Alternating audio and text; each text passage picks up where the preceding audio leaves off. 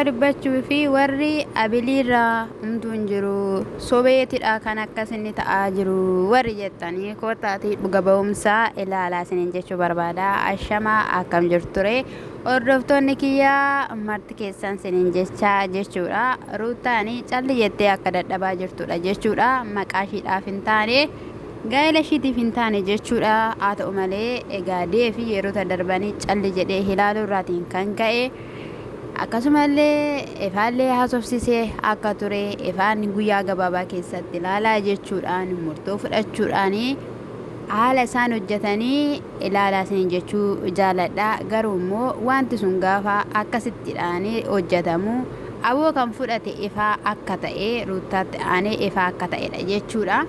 Sana booda gara manaa deemanii gaafa gara manaa deemanii baay'ee tokko ifaanii hin barbaade jechuudha. Ishii ol galchuudhaan giddi meeqaan jechuudha kan ta'enitti ol seenanii erga ol seenanii jedhanii amma sana wal caqacaqanii Abiraam maal taatan maal dubbattu wanti inni jedhu hin jiru. Ati daasteesseetuma yeroo sana akkatti jeeqan akkatti dubbatanii jedheen jechuudha.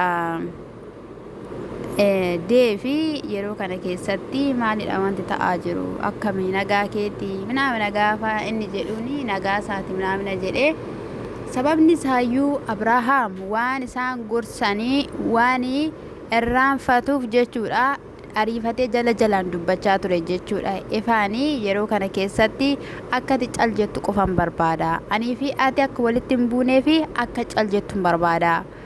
Abrahaam nagaa miti. Abrahaam nagaa tokkollee waan qabu hin qabu. Achi booddee Ermeelaanii edda amartii kana keeyyatee nagaa kan dhabe kan ishiin jetteetoo jirtu. Isa kanaafiyyuu maalidha jennaani abilii lama maaliif hidhatte gaafa inni jedhuun rakkoo maalii qabaa ruutaatu naaf kenne kanaafiyyuu jedheen jechuudha. Ofirraa baasuu qabda. Ofirraa baasii maal hojii ofitti daraddarte yoo kennaan sii kennameera ta'e immoo tokko keeyyadhuuti tokko baasii. Ani obboleessaa amartii lama keeyyatee yookiin immoo masqalii lama keeyyatee deemu hin qabu jedhee jechuudha. Egaa ani naaf gaaffiidha dhugaa dubbachuuf tana anaaf gaaffii guddaa kanatti huume jechuudha. Maalidha jechuun ishiidhaaf ruutaadhaaf abbaa manaadha miti hooyi abbaa mucaa ishiiti miti. Kanaafiyyuu maalidha jalqaba irratti immoo kana dura naatiidhaan goodaatti sosobanii waamanii sabala qopheeffatanii itti naqanii akka lafaan of qaxaqqatee haala sanadhaan sabala geessanii fayyi hin beekama jechuudha. Kanaafiyyuu deef qophaa kee osoo hin taane nama dabalattee akkasumas illee manatti osoo hin taane jechuudha. Manatti ta'uu hin qabu ture. Ruutaan bakka hin fokkortee takkattutti xamaxamamtee jirti. Fuulduraan harka isaa qabattee duubarraan harka wal keessa kaahanii jechuudha. Maala yaadadhe yeroo kana jechuudha obboloota tokko inaaffee irratti hojjechiisee dubartii fi dhiira waggaa lamaan kana waggaa kana bichaa walitti gaxxamamanii jechuudha. Saallachuu walitti akka maagneetiitti wal qabatanii afanii obsila taala dhaqanii walirraa gargar bahan sana yaadadhe jechuudha. Ani kanarratti jechuudha xibbiqqi goote jechuudha. Innarraa immoo ifadha jechuudha. Fakkeenyaaf irraan sittuu itti marmaramti bakka harka lafa buustu erga yoomii jechuun ifaataan kennineef jechuudha ruutaan Abiraamidhaaf. Haa ta'u malee deefi maal ta'aa jirta jedhe ani faati waan baay'ee waliin haasofne waan baay'ee waliin dubbanneerra waan baay'ee saayii akkasumas immoo ifaanii maalidha kanatti barbaadde haadha mucaa isaatii haadha manaa isaa faanadha kan inni jiraachaa jiru maalidha filaagootiin keessanii jennaani anamma waa'ee achi dhaqee as dhaqee yookiin immoo Ermeelaa faana ruutaa faana ta'e osoo hin taane obboleessi kiyya nagaa miti. Abrahaam isa kana miti. Abrahaam dubbachaa hin jiru. Abrahaam haasaa hin jiru jennaan Abrahaam dubbadhu jennaan kinoon nagaa kootanii fayyaa kootidha. Waaqafaa galatu jechaa jira miti jennaan miti isa kana Abrahaam. Kana miti Abrahaam jedhe jechuudha.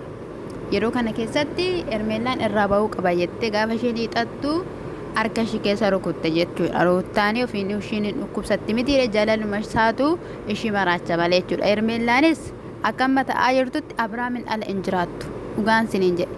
yaa ruuttaa akka dirra Abiraam dhiistetti dhiisi ta'abaannaan jechuudha nabsi gadaa isadhan sana taata jechuudha mucayyoon baay'ee jaallatteetti baay'ee Abiraamidhaan barteetti jechuudha si galeera kaleessa osoo hanga kanaatti hin deemin osoo hanga kanaatti ba'aa hin baatiini situ abbaa manaa kee deeffachuu dide jechuudha argiteetta yeroo hammaa kana haala salphaateen shamarran keenya maal akka ta'a yookiin immoo maal akka ofirraan gahaa jiranii jechuudha kuni garuu sina waaxxa'u booda rakkoo sirraan gahaa jechuudha na dammoo ifa baheera ifa bahee bakka mee maal jettu ishii warri ruuttaa namaan goone ruuttaa namaan ta'an in soba Abiraam in fakkeessa gara ishiitti deebisuuf jettanii jechuudha afaanumaan jechuudha haasostanii mee maal jettu mee siiras isa dhugaan siniin jedhe afaan ni fudhattanii jechuudha warri beektu jedhamtanii jechuudha masqalii irratti hin hojjetamu masqalii irratti amma sobanii jechuudha amantii fakkeessanii jechuudha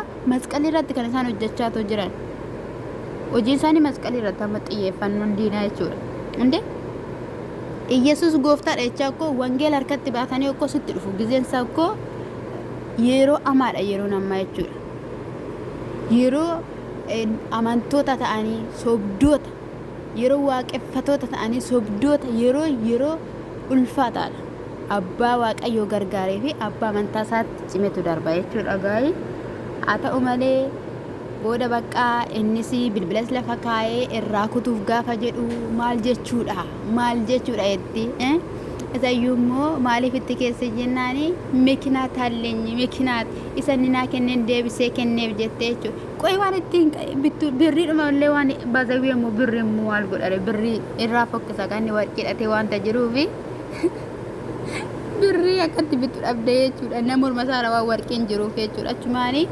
dhugaan siniin jedhu aaraa bitti turte otoo waan inni ta'eera ta'e kan shi baastee hin bittu turte ara warqeechuun 200,000 250 Itoophiyaa keessatti jechuudha amma yoomitti immoo ishee faanii mana keessa taa'an jedhemu mana keessa taa'ee Abiraamin eega ishiin amma yoomitti mana keessa teesse Abiraamin eegdi Abiraam immoo amma yoomitti mana keessa taa'a hin hojjetu bahee qilleensa fudhattee hin deemu arsna mucaa si jammar jechuudha gaa insubu malee mucaatti nagarsiifna Abiraam dhaaba mucaan ga'u maaliif jennaan nama jinniin irra jiru akkamitti dhaaba mucaa gaa ubiyyaa argatee takkatti fi naahiidhaan dhossaa turte jechuudha isa kanaafiyyuu soba kun soba liqimsitu liqimsaa kun mastafaaqar bakka mastafaaqar ani mastafaaqar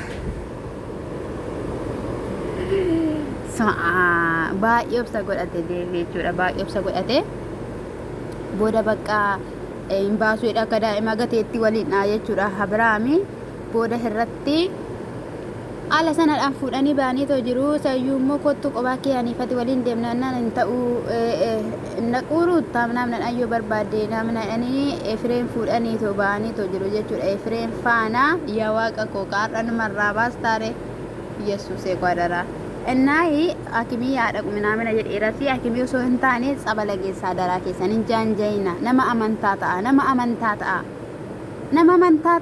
መንታን ታኔ ታናን ጀቹዳ ዳሎኒ ከሰን ጎሩ ዩየቹዳ ጀዌኛ ተመሰዱ ጋንሲን እንጀደ ደመቃ namni amantaa kamitti amanu yu jechuudha amantii qaba waan ta'eef abbootii qabu waan ta'eef gara abbootii keessa maal taataniitu sin garuu aboo aizo ምንም አይደለም kuni inaaffaadha ay